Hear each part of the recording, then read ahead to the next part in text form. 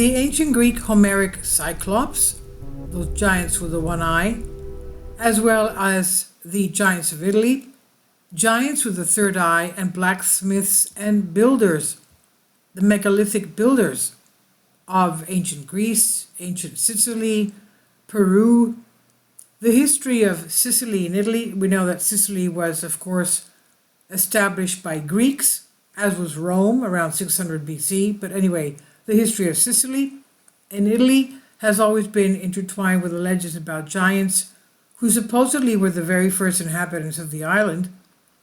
And we can take a look at the history of the Homeric Cyclopes giants of Italy, the epics of Homer, who wrote the Iliad and the Odyssey, Homeric Cyclopes giants of Italy.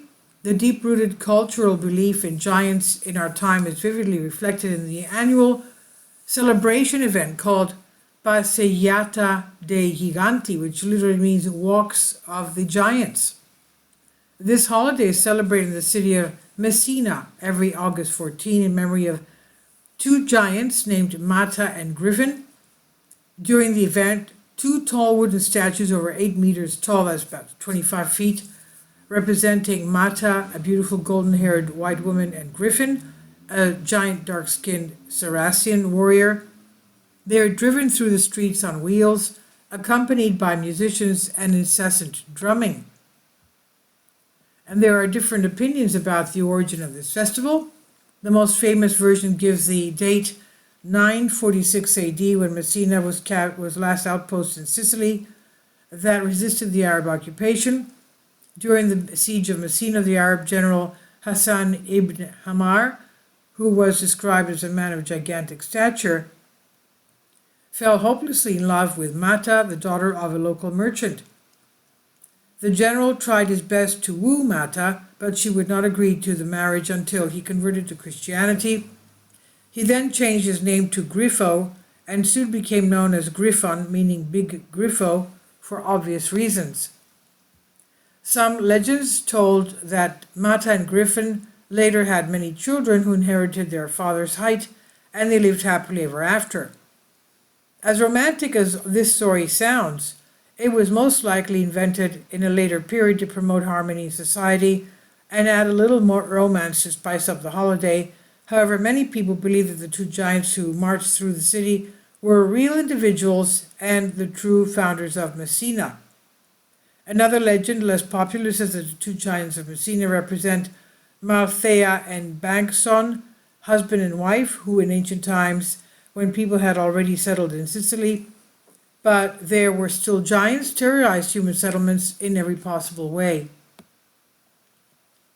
As for the description of the appearance of the Sicilian giants, it's known from the Greek poems of the 5th century BC that the ancient inhabitants of Sicily were one-eyed and lawless Cyclopes. In the Odyssey of Homer, Homer wrote that the Homeric Cyclopes giants of Italy lived in caves and led a pastoral lifestyle, killing any visitors to the island. One of the giants, named Polyphemus of the Ulysses epic, Polyphemus, the largest of them, once managed to capture Ulysses and his companions and keep them in his cave with the intention of devouring a couple of them every day. But Ulysses blinded Polyphemus at night when he was sleeping and escaped from captivity hidden under sheepskins. And there is a theory that, in fact, the Cyclopes were not one-eyed, but that they had so-called the third eye in their forehead, a detail found in many Asian deities. Supporting this theory is that the one-eyed giants of the ancients are no longer found in the legends of any other culture, and it's possible that stories about one-eyed Cyclopes are spread by the Phoenician sailors whose mythologies had a profound influence on the early Greek poets. And in addition, some ancient images of Polyphemus show 3 eyes on his face, 2 in their usual place and another in the middle above the nose and between their eyes. The third eye is said to have to provide a mystical awareness of what is beyond normal vision. Hindu gods such as Shiva are usually depicted with a protruding third eye, while many Hindu priests to this day paint what is known as italic on their foreheads, that is, an elongated mark symbolizing the third eye.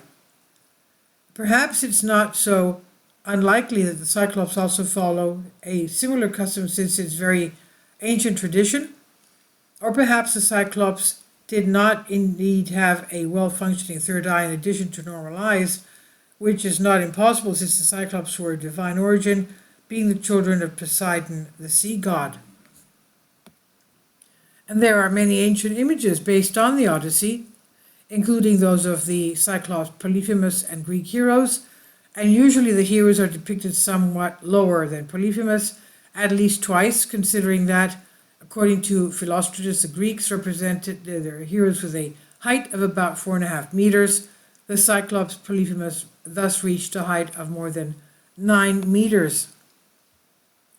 Hesiod, who wrote that the Cyclops were skilled craftsmen who forged Zeus's thunderbolt, or the lightning rod, while later Hellestine poets made them the workers of the blacksmith god Hephaestus, working alongside him in a huge forge under Mount Etna or elsewhere.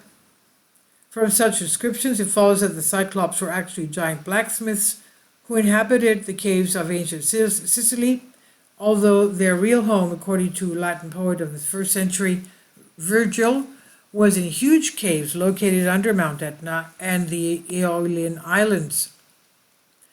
In other words, the Cyclops, or earth giants, came out of deep underground caves and only used the mountain caves as temporary shelters when they were on land. And the Cyclops also earned a reputation as great builders. The walls of many ancient cities of ancient Greece and Italy, such as Mycenae, which is near Sparta, Tyreus, Delphi, Argos, etc., were built using huge blocks, often irregularly shaped, polygonal sometimes, and stone blocks, polygonal, which were fitted to each other without any solution.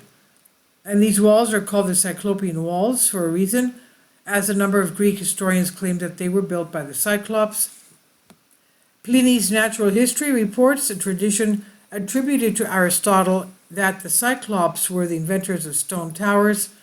Pausanias, in ancient descriptions of Greece, attributes the construction of the city walls of Mycene and Tyrnis to the Cyclops.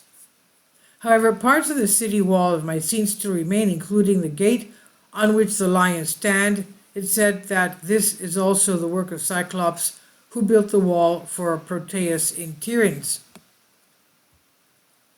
And there is a wreath of evidence of irregular or polygonal masonry around the world, with some of the most stunning examples being at Sacsayhuaman and other sites in Peru, where huge polygonal stone blocks were raised several feet off the ground and virtually merged with adjacent stone blocks without any mortar, as if they had been melted before they were pressed together. Now, if the Cyclops were blacksmiths, as some Hellenistic authors write, they claimed, and they would have been very skilled in the art of heating metals until they were soft enough to work with, and this skill could be applied to masonry, stones that is. So this tells us that the polygonal stonework found all over the world may have been the invention of prehistoric giants who were skilled blacksmiths, and this technique was copied by subsequent civilizations of these regions with much less success. There are several artificial caves in Sicily that are so huge that there is no easy explanation for who built them and for what purpose. The so-called Ear of Dionysus is an artificial limestone cave near Syracuse, Sicily, that is shaped like an ear. Now, if the Cyclops were blacksmiths,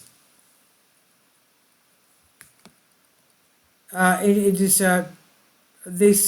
cave in Sicily is 23 meters high, 65 meters deep, 30, about over 60, 70 feet high.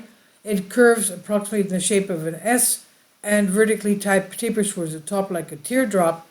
The acoustics inside the cave is very good. Even the slightest sound is echoed many times.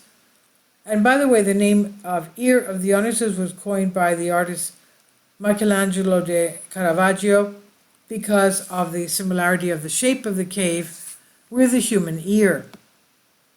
So what are your comments concerning these Homeric Cyclopes and ancient giants of Sicily?